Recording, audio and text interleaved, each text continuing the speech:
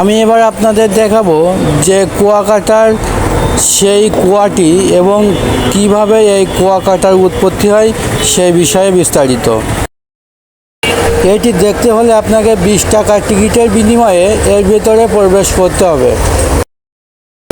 সিঁড়ি বেয়ে একটু সামনে গেলে দেখতে পাবেন সেই কুয়াটি।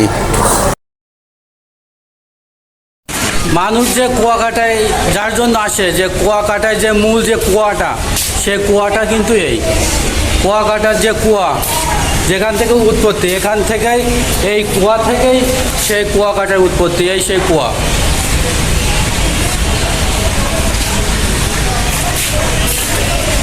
আমরা এখান থেকে জানতে পারি 1784 সালে রাখাইনরা এই কুয়াকাটায় আসেন এবং এখানকার জল এতটাই নোনতা যে তারা পান করতে পারে না।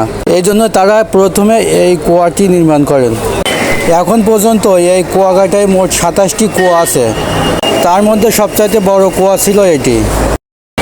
কুয়াটি দেখে একটু সামনে গেলে দেখতে পাবেন বৌদ্ধদের বিশাল বড় এক মন্দির, তার পাশে রয়েছে বিশাল বড় এক মূর্তি।